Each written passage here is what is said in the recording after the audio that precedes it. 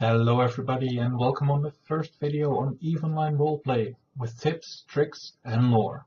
As you've probably guessed, I'm an EVE Online player and I've been playing the game since 2003. On the right you can see the portrait of my main character that I play within EVE Online, and it goes by the name of Dutch Gunner. I really enjoy playing the game, but what I like even more is the amount of backstory and lore that is available to the setting of EVE Online. And it's also the main reason why I'm making this video, because there are a lot of streamers and YouTube videos that cover gameplay within EVE Online, but it doesn't really hook in on the roleplay or the backstory, and how you can actually enjoy EVE Online through roleplay. In case you're wondering why I've chosen a female character, it's because in 2003 the avatars of the male Minmatar were absolutely hideous, and therefore I decided to go with the female one, because that's the one I'll be looking at for the rest of the time I play the game. Now the next part is very personal, but I feel that there are three types of role players: the passive, the semi-active and the active ones. And what separates the three is mostly the way that they play the game, with the passive and the semi-active mostly focusing on playing the game in a certain way, and the active one in trying to make your character come to life. All gamers perform passive roleplay, and by this I mean that they play all their games in a certain way, and in the case of EVE Online that could be mining, trading, production, or out in combat, both in PvP and PvE. But because there isn't really much thought behind it, that's why I call it passive roleplay. The semi-active role players keep an eye on what's happening within the game. They follow the newsreel or the general story, and whenever there is a live event or something that's hosted or created in line with these events, they'll show up and participate if they think it's fun. Now, because this is a decision that they can actually decide on showing up or not and participate or not, or even try to thwart whatever is being attempted, that's why I call it semi-active, because it's still mostly focused on playing the game and enjoying the gameplay, but not really on roleplay itself. And lastly, there are the active role players, and these are the people who don't just play the game, but they also try to make their character come to life as an actual person. And this could be done by responding on posts on the Intergalactic Summit, or participating in the discussion on the in-game Intergalactic Summit channel, or they can actually try to create or host events by their own because they think it's appropriate for what's happening within the game.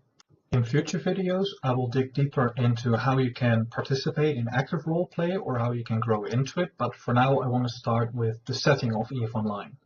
And by this, I'm going to focus on the information that's available based on the first manual when you bought the game, the book EVE Source, and the EVE Online website focusing on the backstory. Now, before we start looking into the setting of EVE Online, I think it's best covered by one of the trailers that was made by CCP Games. So I'm just gonna be silent for now, let you watch it, and afterwards I'll make some additions to the information that's not covered by this trailer. Enjoy the video. Earth. A world outgrown, scarred by war and burdened with the advance of our ancestors, compelled the first voyages across space in a desperate quest to colonize other worlds. Space. Its timeless boundaries and infinite horizons forged the creation of stargates that could bridge the immense distances between the stars. Through mastery of this technology, mankind ventured deeper into the cosmos. Ruthless corporations rose to power, seizing every world within their grasp. When the stargates could take them no further, they turned against each other, igniting conflicts that would last for centuries. The battles raged until the historic discovery of a natural wormhole, a celestial womb through which civilization would be reborn. The first brave pioneers to enter this portal emerged unscathed, transported instantly across the universe to a virgin system they called New Eden. Millions of colonists soon followed in their wake, lured by the vision of paradise through the astral gateway known as EVE. Spreading outwards among the stars, they embraced EVE with the greatest of expectations, the highest of hopes, and the boldest of dreams. When one day, nature conspired with fate to breed the cruelest nightmare of all. The wormhole leading to New Eden collapsed, severing young colonies from the home worlds which sustained them. It was the beginning of a dark age that would erase civilization as it was known to be.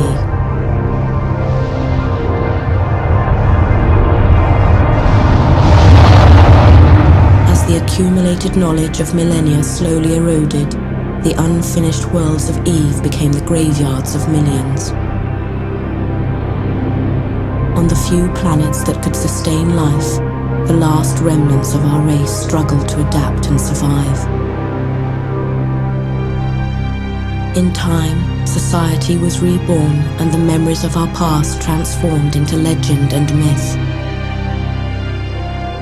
The first to emerge from the darkness were the Amar, a monotheistic race fervently committed to their faith. They reinvented spaceflight and soon discovered they were not alone. The Amarians encountered the Minmatar race, dismissing them as primitive barbarians destined for a life of slavery. Moving quickly to subjugate them, they launched a merciless crusade against the Minmatar worlds.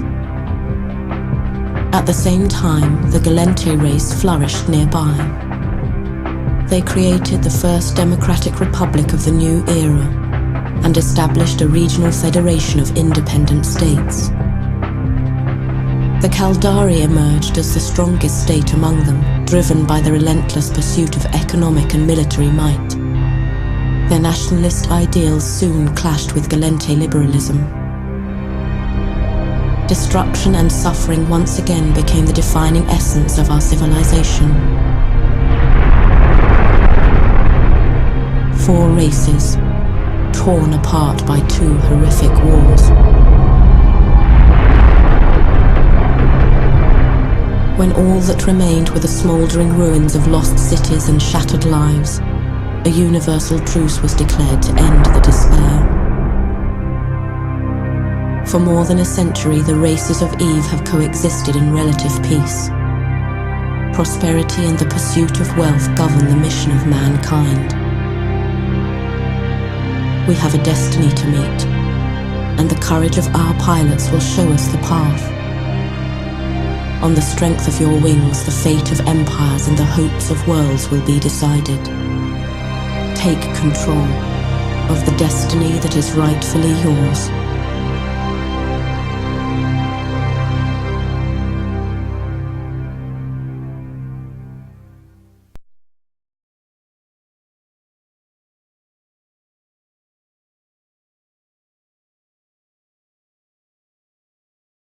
This is definitely a very informative and good coverage of the setting of EVE Online. However, there are little bits and pieces that aren't covered in this trailer. Namely that the wormhole leading to EVE is discovered in the year 7700 AD, and this is when the colonizing of the galaxy has already been going on for 4,000 of years. At the same time, scientists are aware that a wormhole leading to EVE will collapse in a few decades. Therefore, they start construction of a man-made portal that, even after the wormhole closes, would still allow safe travel. During the construction of the man-made portal, the wormhole closes. This isn't a setback, it doesn't have any consequences, and after the gates are opened, they operate perfectly for another 7 decades.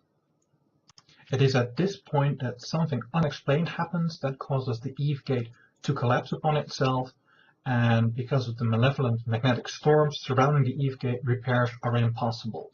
And this is when the EVE systems are separated, and that's when the story continues. Here you can see the general timeline of what's happening regarding the EVE gate and how the game setting goes on after that. And as you can see, after the gate closes in 80,061, it takes over 14,000 years before a society is able to travel the stars again, and the first to do this is the Amar Empire. In this video, I will not be covering the Amar Minmatar and Gallente Caldari Wars. Instead, I want to focus on the July Conference, because this didn't just result in a long-lasting peace between the empires, it also resulted in the starting of the calendar, namely the YC calendar, with the signing of the July Conference being YC0. When the game came out in 2003, this was in the year YC 105. And all the other years are following the trend, and now that it's 2017, it's the year YC 119. The main reason why I want to focus on the July Conference is because it not only allowed for peace between the empires, it also allowed them to focus on continual scientific progress, which eventually led to the successful implementation of the Capsuleer program, and that's where you as a player step in. The Capsuleer program is absolutely brutal, and it lasts somewhere between 5 and 6 years depending on the empire. Before you can even start, you first have to get through the pre-screening, and this already eliminates 86% of those who wish to participate. Following the pre-screening, the participants can start with the academic phase. This one lasts between 1 and 2 years, and it's followed up by a physical orientation that lasts another 2 years. It's during these 2 years that most people who were able to submit and participate in the program fail and drop out. Those that make it through the physical orientation are now on the last stretch, and that's when learning starts in earnest to actually become a Capsuleer. Because Capsuleers have access to cloning technology, the final test is to submit to this process.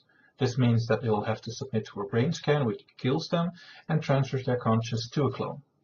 In the end, only 5% of those who make it past the pre-screening actually successfully become a Capsuleer. That's why the selection process is absolutely brutal. The academic phase of the program is completely theoretical. It focuses on the groundwork behind the capsule and cloning technology that is fundamental to making it possible, and it also goes on to focus on the difference between capsule-fitted and traditional bridge-commanded vessels. They also focus on crew management that's needed on ships of different sizes and the basic maintenance of ships, because even though Capsuleer is powerful, crew and maintenance of the ship is still needed. In order to complete the academic phase, the candidates have to pass a 6-hour oral exam, and they have to prove that their knowledge is absolutely bulletproof. Otherwise, they're failed and sent home. Upon successfully completing the academic phase, they move on to the physical orientation, and that means that the candidates are fitted with the requested implants that are needed for Capsuleer interfacing. If the body does not reject the implants, the candidate will have its mind and body prepared and trained for what it will go through when it enters warp tunnels and wormholes. In order to prepare the candidate for this, it will experience days upon days of shock stimulation, sensory deprivation tanks, and zero-G environments. Because it is so taxing, it's also the part with the highest fail rate and the highest estimated fatality rate. Estimated fatality rates are as high as 10%. For the candidates that get this far, it means that they are on the home stretch and can now really learn all the essentials of being a Capsuleer. In the first year, they are not only getting additional skills trained, they also get to put them into practice, namely through simulations. In the second year, they really get to put everything into practice, as they're allowed to start flying capsule-fitted frigates. And this is also the part where, with the new player experience, the new players get to experience EVE as they're one of those students that get started in the game. To give you an indication of how rare the Capsuleer population is, I've done some math with some real-life information on the population of Earth right now. The current world population is estimated at around 7.5 billion people. If we take into account that only the top 2% based on intelligence is allowed, that means that we have 150 million potential Capsuleer candidates. Naturally, not all of them will be able to participate, either due to not having the funds, not having the right education, or just not having the access to being discovered. I've made a royal estimate by guessing only 80% of those candidates will not be able to start with the pre-screening. That leaves a likely potential Capsuleer population of 30 million.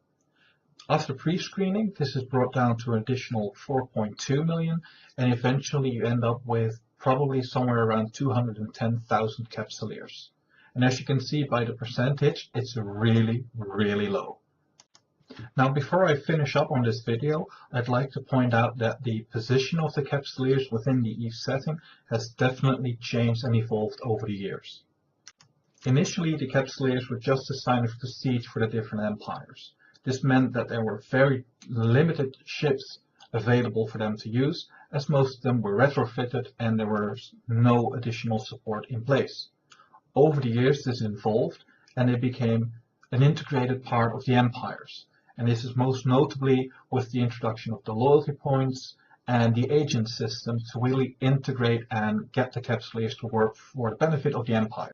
As the technology for Capsuleers evolved and they were seen as a fresh market, the Capsuleers actually became so important that the empires needed to rely on them more and more, until eventually, and this is the point where we're at right now, the Capsuleers are so advanced that the empire is actually forced to catch up and start mimicking the technologies and the tactics and the approaches that Capsuleers have on the EVE setting. And this is a very interesting point and definitely a whole lot of fun for if you want to start to roleplay. However, this is something that I think is best to cover in a completely different video, and that means that it will be my next video that's going to focus on general roleplay tricks and tips for within EVE. After that, I'll make additional background info on the different empires and also how you can roleplay as being a Capsuleer from these empires. And it's going to be in the order of Amar first, followed by Minmatar, Calente, and Kaldari. The Jove I will only cover with the background info as it's an unplayable race. For now, I'd like to thank you for watching. Feel free to leave a comment and stay tuned for the next video.